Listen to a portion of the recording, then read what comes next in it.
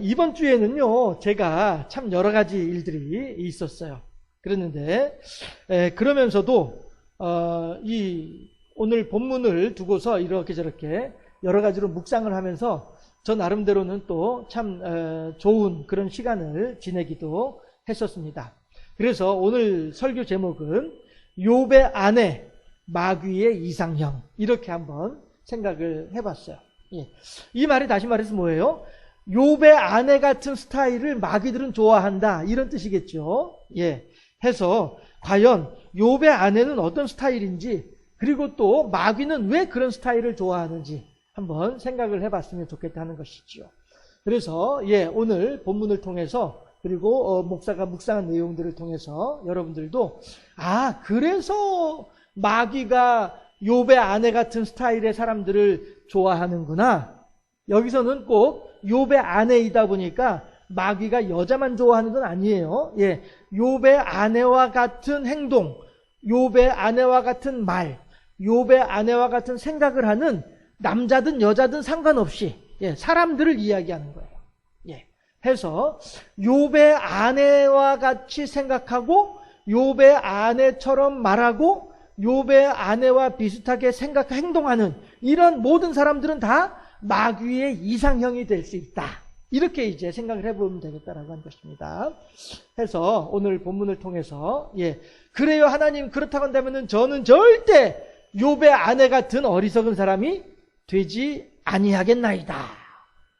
하나님을 향하여서 굳은 결단을 하는 복된 시간이 되어질 수 있기를 주님의 이름으로 축원합니다. 자, 우선 그러면 우리가 저는 그러고 보니까 매주 설교 시간이 공부하는 시간인 것 같아요. 생각해 보니까 매주 설교 시간이 다 공부하는 시간 같은데 오늘도 공부하는 마음으로 한번 이렇게 제가 내용들을 좀 전달을 해드리도록 할게요. 주보에도 적혀 있습니다만은 히브리어로는 말라크라고 부르고요, 헬라어로는 앙겔로스라고 부르는, 인기 좋으시네. 단어가 있는데 이 단어가 뭐냐 하면은 천사란 뜻이에요. 해서 히브리어로는 말라크, 헬라어로는 앙겔로스, 그리고 헬라어를 따라서 만들어진 생겨난 영어로는 엔젤, 이것이 이제 천사이죠. 그래서 왜 커피 전문점 가운데 보면은 엔젤리너스라고 하는 커피 전문점이 있잖아요. 그 엔젤리너스를 우리가 그냥 붙여서 부르니까 엔젤리너스인데 하나하나 이렇게 떼어서 읽어보면은 엔젤 인 어스가 되거든요. 그래서 우리 안에 있는 천사란 뜻이에요. 그래서 그 엔젤리너스 그 커피 전문점이 이름은 참 좋은 의미를 가지고 있어요. 우리 기독교인으로 봤을 때 우리 안에 있는 천사는 뭐예요? 결국에 성령이죠. 그래서 우리가 엔젤리너스 안에 들어가서 커피를 마시면은 성령을 마시는 건 그건 아니고요. 아무튼 그 의미가 그렇더라라고 하는 거예요. 해서 천사란 이렇게 훗날 예수님께서 초림하셨다가 부활하시고 승천하신 뒤에 예수님의 자리를 대신하기 위해서 이 땅에 강림한 성령, 그 성령의 역할과 비슷한 역할을 누가 했어요? 천사가 했었어요. 그래서 하나님께서는 이 말라크라고도 하고 앙겔로스라고도 하는 이 천사를 통하여서 사람들에게 하나님의 뜻을 전달하는 거예요. 지난 수요일에도 보았고 지난 주일에도 생각해 보았던 가브리엘 천사, 제가 틈날 때마다 여러분들한테 소개하는 가브리엘 천사, 이 가브리엘 천사는 하나님의 뜻을 사람들에게 전달하는 일을 하는 역할이 가브리엘이었단 말이에요. 그래서 이 가브리엘 천사는 요셉에게도 나타나고 마리아에게도 나타나고 이렇게 한단 말씀이에요. 이렇게 하면서 하나님의 뜻이 이러하다라고 하는 것을 사람들한테 알려준단 말이죠. 그런가 하면 창세기 28장에서 루스 혹은 베델이라고도 하는 그곳에서 야곱이 잠을 잘 때에 꿈을 꿨는데 어떤 꿈을 꿉니까? 하늘의 천사가 하늘에까지 닿는 사닥다리를 타고서 오르락 내리락 하는 꿈을 꾸었단 말이에요. 오르락 내리락, 이 순서가 중요하다고 제가 이 창세기 28장을 소개할 때마다 여러분들한테 말씀드려요. 천사가 야곱이 보았을 때 꿈에서 환상 중에 볼 때에는 올라가는 게 먼저고 그 다음에 내려오더라라고 하는 거예요. 그러면은 이게 무엇을 의미하느냐? 야곱은 그 환상 속에서 어떤 것을 알게 되었느냐 하면은, 아하, 하나님은 내 아버지 이삭이 살고 있는 브엘세바에만 계신 하나님인 줄로 알았었어.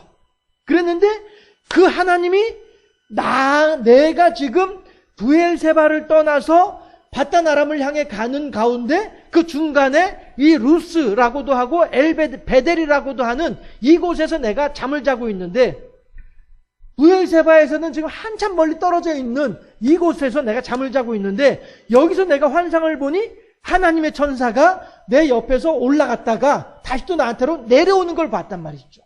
이걸 보면서 야곱은 무엇을 깨달았느냐 하면은, 내 할아버지 아브라함의 하나님, 내 아버지 이삭의 하나님은 이제는 야곱의 하나님이 되어져서 나와 함께 계시는구나 하는 것을 알게 된 거예요. 야곱이. 그러니 야곱이 잠 깨어 일어난 후 돌단을 쌓은 것 본받아서, 돌단을 쌓아서 뭐예요? 세 가지 서원을 하고, 세 가지 기원을 하죠. 뭐 그거에 대해서 이제 여러 차례 이야기 여러분들하고 생각을 해봤으니까 그렇다 얘기할 건 아니고, 어쨌든 중요한 것은 뭐냐면은 천사들이 하는 일이 뭐냐면은 하나님의 뜻을 사람들에게 전달하는 일을 천사가 하지만 또한 사람의 사정을 하나님께 아뢰는 일도 천사가 하는 거란 말이에요. 그래서 그 일을 위해서 하나님과 사람 사이에 천사를 둠으로써 하나님과 사람 사이의 교통이 원활하게 이루어지기를 도록 했단 말씀이에요. 이것은 똑같이 하나님과 피조물 사이에서도 마찬가지로 누가 있냐 하면은 여기에는 사람이 있어요.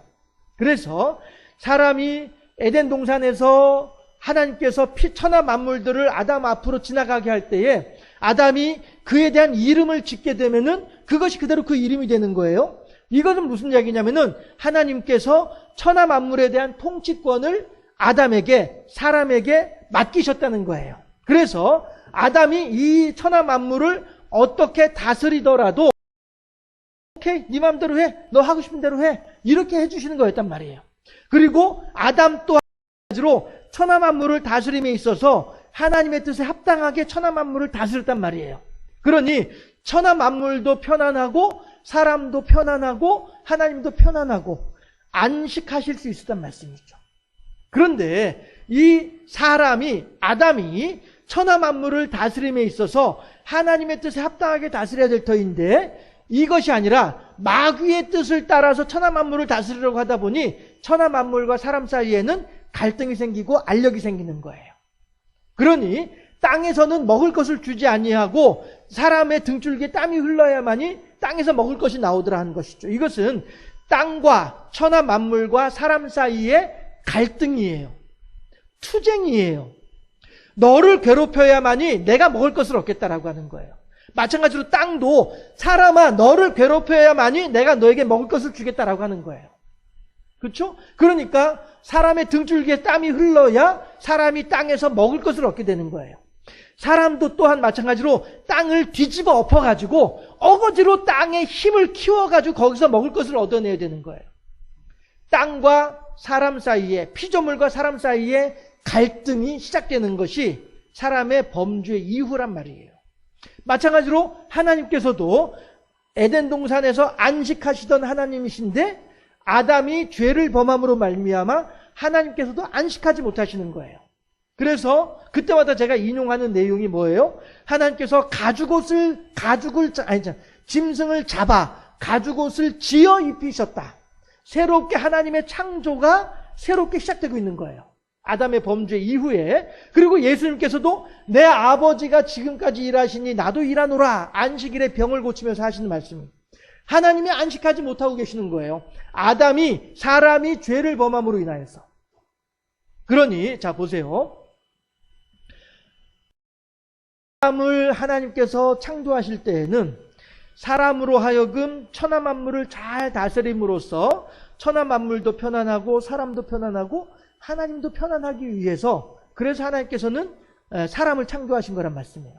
마찬가지로 하나님께서 천사를 만드신 것도 마찬가지로 하나님과 사람 사이에 하나님의 뜻이 원활하게 사람에게 전달되기를 바라는 마음에서 천사를 중간에 있게 하신 거예요. 그래서 이 천사가 히브리어로는 말라크고 헬라어로는 앙겔로스다라고 하는 것이죠.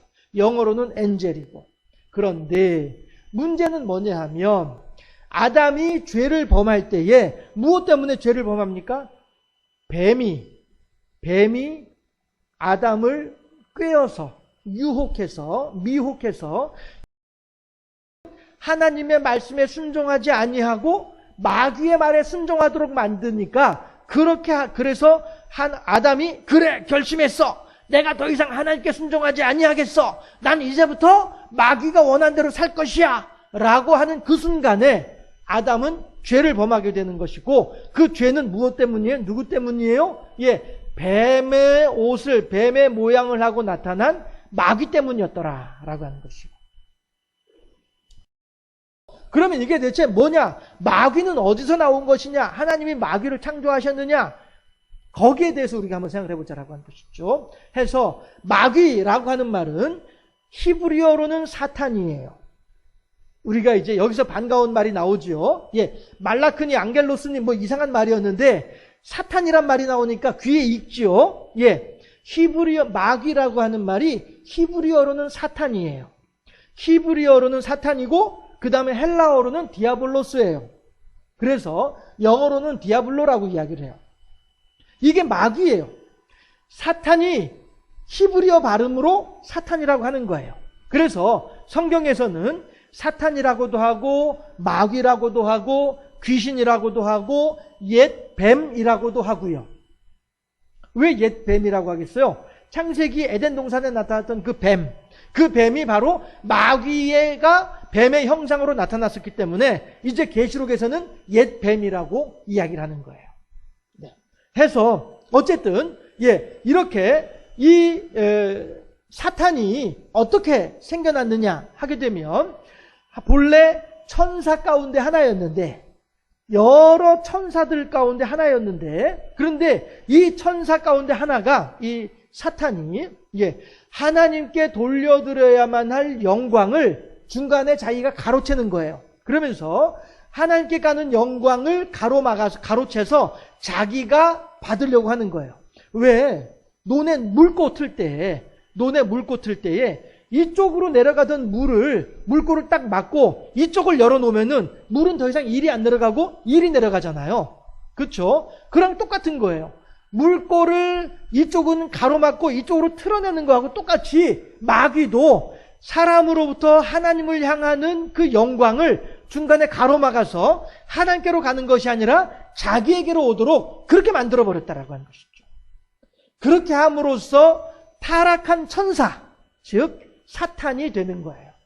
마땅히 하나님의 뜻을 따라서 하나님께 영광 돌려드려야 될 그 사탄이, 마귀가, 천사가, 타락한 천사가 하나님께로 가야 될 영광을 자기가 도로 가로채고 있으니까 그렇게 함으로써 배신하고 배반한 타락한 천사가 되어져서 이것이 바로 사탄이라고 히브리어로 부르는 그러한 타락한 천사가 되었더라 라고 하는 것입니다. 그러니 자 보세요. 하나님께로 가던 영광을 자기가 가로챘다라고 하는 말은 다시 말해서 뭐예요? 아담이 천하 만물을 하나님의 뜻대로 다스림으로써, 그렇게 함으로써 아담은 하나님께 영광을 돌려드리게 되었는데, 이 사탄이, 마귀가 아담을 유혹해서 더 이상 하나님에 순종하지 아니하고 자기의 말에 순종하도록 만드니까 아담의 영광의 물꼬가, 하나님을 향하던 영광의 물꼬가 마귀를 향해서 탁 틀어지게 되는 것이죠. 그렇게 함으로써 아담은 타락하게 되는 것이고 하나님께 불순종하게 되는 거예요. 자, 그런데요, 순서로 보면은 아담의 범죄가 먼저일까요? 천사의 타락이 먼저일까요? 순서로 보면 당연히 천사가 타락한 것이 먼저이지요. 그런데 천사가 타락해서 사탄이 되었을 때에도 하나님은 별다른 움직임이 없으셨어요. 그리고 또 에덴 동산으로 와서 하와가 아담보다 먼저 미혹을 받았죠. 마귀로부터. 그래서 하와가 먼저 선악을 알게 한 나무 열매를 먼저 먹었어요. 그때에도 하나님은 별다른 움직임이 없으세요. 부분입니다. 그런데 아담이 먹는 그 순간에 모든 것은 변해버리고 마는 거예요. 아담이 아직 온전하게 있을 때에는, 천사가 아무리 타락을 하든, 아담이 온전하게 있을 때에는, 하와가 아무리 타락을 하든 하나님은 괜찮아요, 상관없어요, 그까짓 거 별거 아니야 라고 하나님은 생각하신다는 것이죠. 그런데 아담이 타락하는 그 순간에 하나님은 큰일 났네, 야 이거 문제 생겼다, 이거 심각해졌다 라고 생각하시는 거예요. 그것을 우리들은 아담이 먹는 그 순간에 눈이 밝아져서 스스로 벗은 것에 대하여 부끄러워하고 두려워하게 되는 것을 알게 되는 그 순간이란 말씀이에요. 자, 이렇게 우리가 이 과정을 자세히 한번 좀 기억을 해주시기 바라요. 천사란 하나님과 사람 사이에서 중재자 역할을 하는 게 천사였더라. 사람이란 하나님과 피조물 사이에서 중재자 역할을 하는 것이 사람이었더라 라고 하는 거예요. 그런데 우선 천사가 타락을 해서 사탄이 되고요, 이 사탄이 우선 여자를 먼저 미혹해서 타락시켰어요. 그런데 그때까지도 하나님은 별다른 움직임이 없으셨어요. 그런데 아담이 타락하는 그 순간에 하나님은 이거 봐라, 하나님의 움직임이, 하나님의 역사하심이 시작되었더라. 그만큼 사람이 중요한 거예요. 아담이 중요한 거예요. 그래서 첫사람 아담으로 말미암아서 마귀가 어찌어찌해서 첫사람 아담은 미혹시키고 첫사람 아담을 타락시키는 성공했어요. 그래서 온 천하 만물들이 다 균형이 깨어져서 균열이 가고 서로 간에 갈등을 하고 서로 잡아먹게 되고 서로 으르렁거리고 싸우고 이렇게 하게 된 것, 여기까지는 마귀가 성공을 했어요. 그런데 하나님께서는 뭐라고 말씀을 하세요? 첫사람 아담으로 말미암아 이 세상에 죄가 없으나 둘째 사람 예수 그리스도로 말미암아 이 세상의 모든 죄의 문제를 해결해 버리고 도리어 더 근본적인 마귀조차도 멸하시려고 하는 분이 하나님이란 말이에요. 그래서 첫사람 아담의 중요함과 둘째 사람 예수 그리스도의 중요함을 우리들이 여기서 한 번 더 생각해 볼 수 있다는 거예요. 하와가 아무리 타락을 한다 할지라도 아담이 제자리를 지키고 있으면은 하나님의 나라는 굳건한 거예요. 아무리 천사가 타락을 한다 할지라도 아담이 자기 자리를 지키고 하나님과 동행하게 되면은 세상은 하나님의 나라는 든든한 거예요.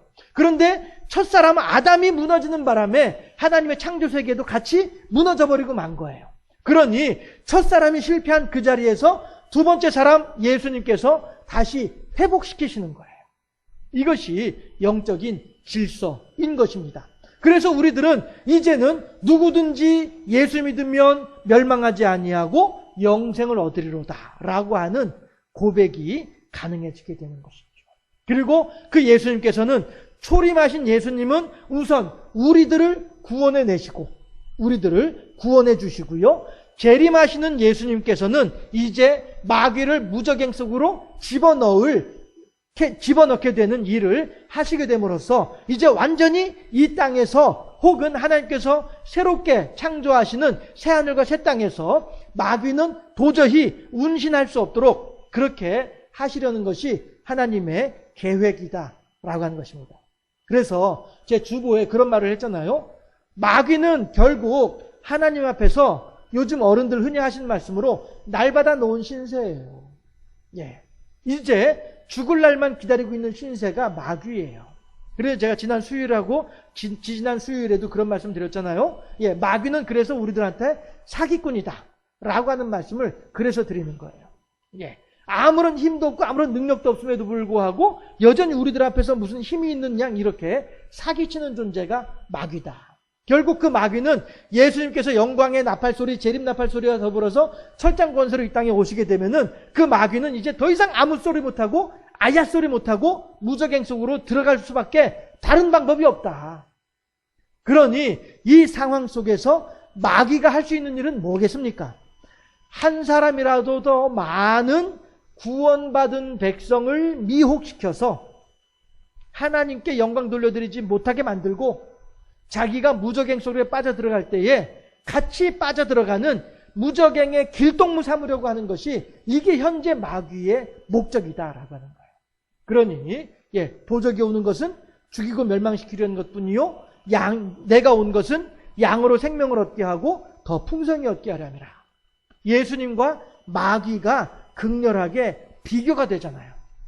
계시록 12장에서도 마귀가 자기의 때가 얼마 남지 아니함을 알고 분을 내어서 세상으로 내려왔다라고 해요. 제가 여기 주보에 그 3페이지에다가 계시록 12장 말씀을 찾아서 기록을 해놨습니다만은, 그러나 반면에 같은 요한 계시록이고 요한 복음이고 한 사람이 쓴 책임에도 불구하고 요한복음 13장에서는 예수님께서 당신의 때가 얼마 남지 아니함을 아시고 당신의 제자들을 사랑하시되 끝까지 사랑하시니라. 그렇죠?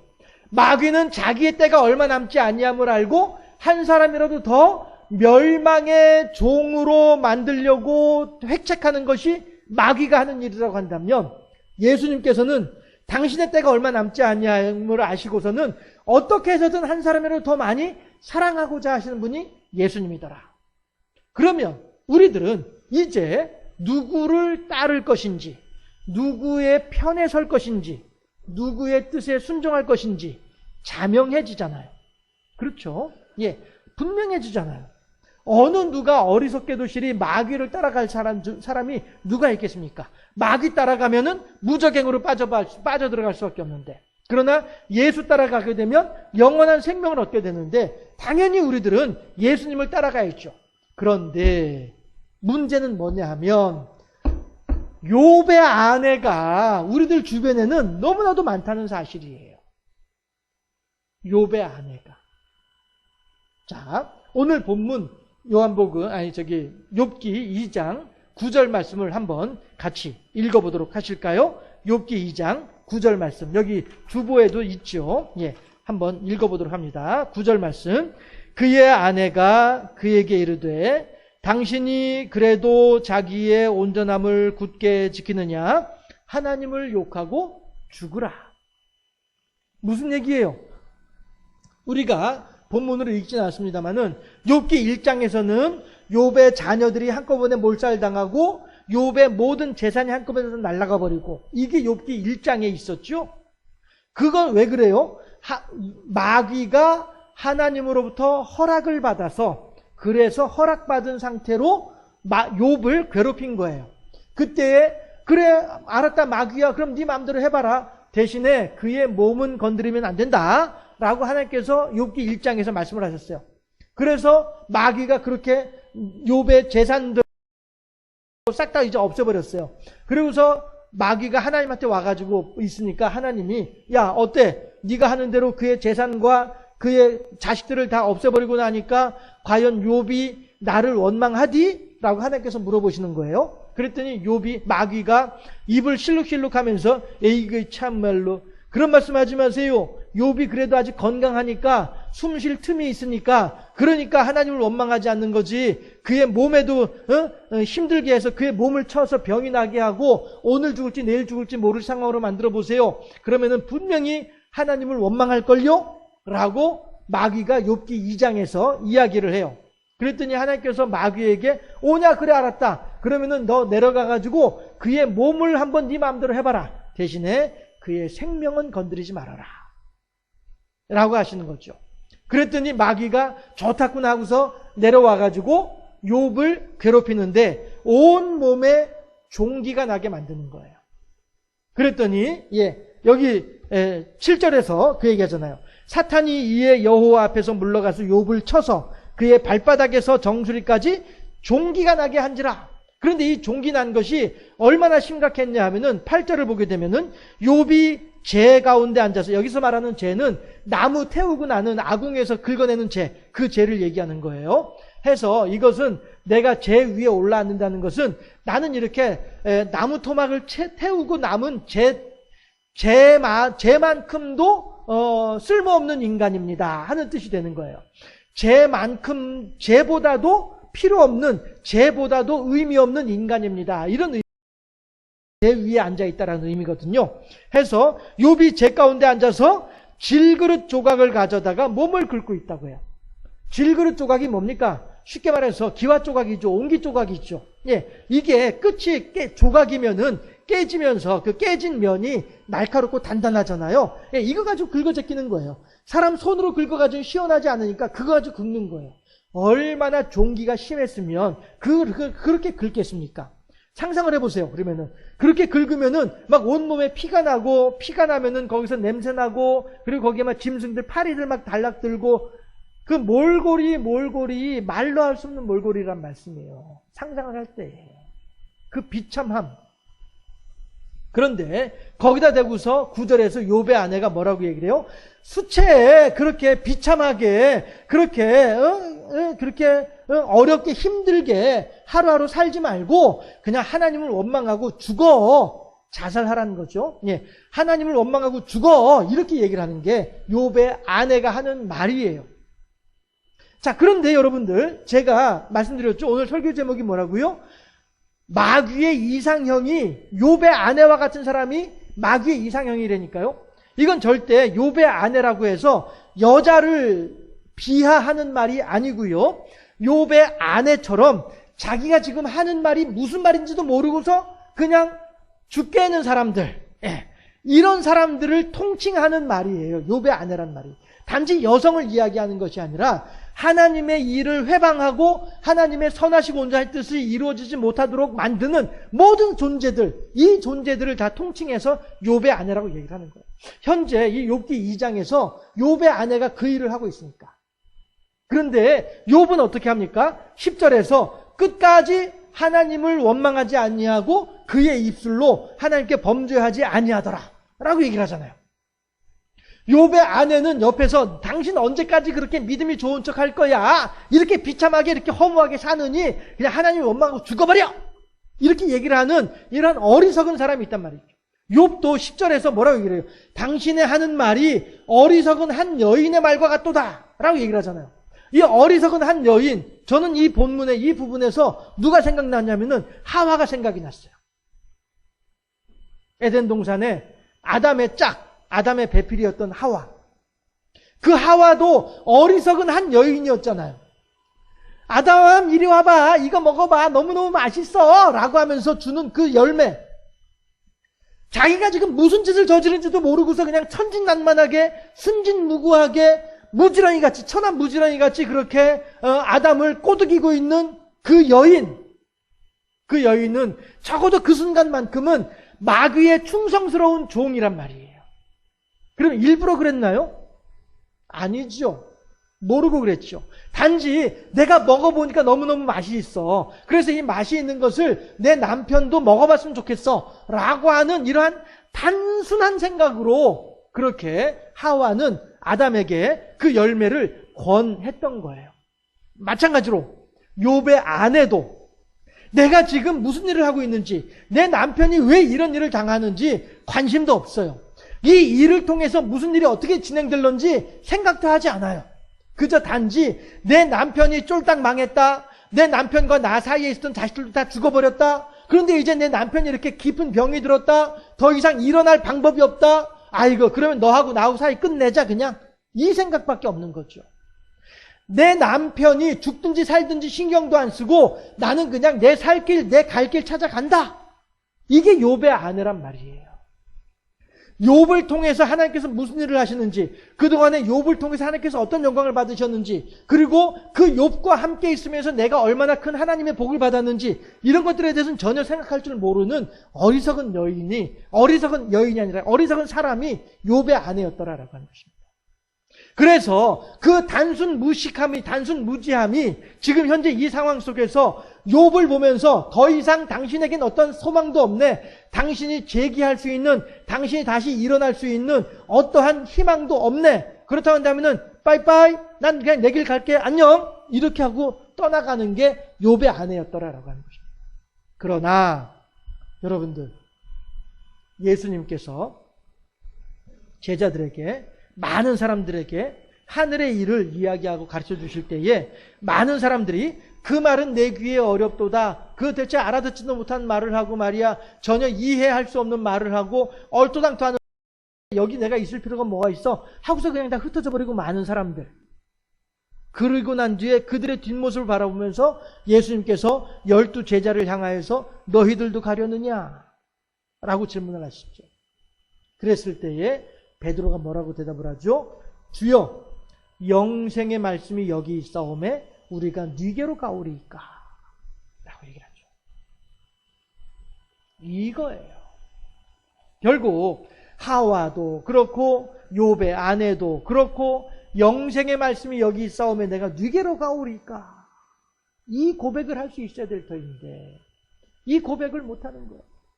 하와는 천진난만함으로 하나님의 뜻을 알지 못하고, 욥의 아내는 자기의 지독한 욕심으로 하나님의 뜻을 알지 못하고, 결국 첫사람 아담은 천진난만한 아내의 그 코맹맹이 소리에 흥황흥황에 넘어가서 같이 그냥 먹어버리고 말고, 그러나 욥은 어떻게 해요? 끝까지 하나님을 향하여 그의 입술로 범죄하지 않았다.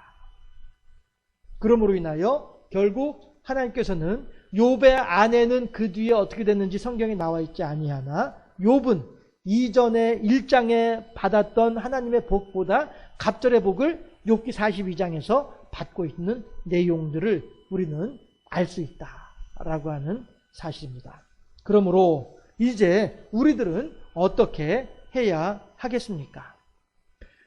사람이 하나님을 향하여서 영광 돌려드리던 그 물꼬를 살짝 틀어서 하나님이 아닌 자기에게 영광을 돌리도록 만들므로써 하나님의 창조세계도 파괴되어지고 하나님의 뜻도 이 세상에 전달되어지지 못하면 이러한 온갖 불행과 죽음을 불러왔던 마귀, 그리고 그 마귀가 좋아하는 이상형의 사람들은 결국 어떤 사람들이에요? 하나님의 뜻이 이루어지기보다는 마귀의 뜻이 이루어지기를 바라는 그러한 방향으로 움직이는 사람들, 이런 사람들이 마귀의 이상형이란 거예요. 욥의 아내와도 같이 자기의 욕심에 가득 차서 내가 지금까지 하나님으로부터 어떤 복을 받아왔는지에 대해서는 전혀 생각하지 않고 지금 단지 현재만을 생각하면서 현재 내가 복을 받지 못하니까 하나님을 떠나는 일에 주저함이 없는 이러한 어리석은 인간의 모습이 바로 욥의 아내의 모습이더라 라고 한다면, 그러면 우리들은 과연 이 세상을 살면서 나 스스로가 욥의 이상형처럼 살아갈 것인지, 아니면 욥과 같이 살아갈 것인지, 하와와 아담처럼 그렇게 홍냐홍냐 하면서 그냥 넘어가면서 살아갈 것인지, 아니면 그리스도 예수처럼 하나님의 말씀으로 살아갈 것인지, 우리들은 결단할 수 있어야 되겠다라고 하는 것입니다. 오늘 당장, 오늘 나의 삶의 현장 속에 발등에 불이 떨어져서 힘들고 어려운 일이 있다 할지라도 사람이 적신으로 나와 싸운즉 적신으로 돌아가올지라 라고 고백하고 있는 욥의 고백처럼 우리들도 그렇게 사람이 하나님께서 주셨으므로 하나님께서 다시 찾아가시는 거예요. 그러므로 우리들은 하나님의 뜻에 순종하여서 주시면 주신 대로 감사하고 가져가시면 가져가신 대로 거기에 순종할 수 있는 이러한 신앙으로 무장하여져서, 여호와 제일주의 신앙으로 무장하여져서 내가 어디에 있든 그곳에서 하나님을 경배하고 무슨 일을 하든 그곳에서 하나님을 기쁘시게 할 수 있는, 마귀의 이상형처럼 살아가는 것이 아니라 하나님께서 소망하는 하나님의 이상형으로 살아가는, 그럼으로써 이 땅을 지혜롭게 살고 하나님께 영광 돌려드리며 살고 하나님을 기쁘시게 하며 살아가는 가운데 하나님의 분복의 풍성함을 따라 행복한 삶을 살아가는 우리 모두가 되어질 수 있기를 주님의 이름으로 축원합니다. 기도하겠습니다.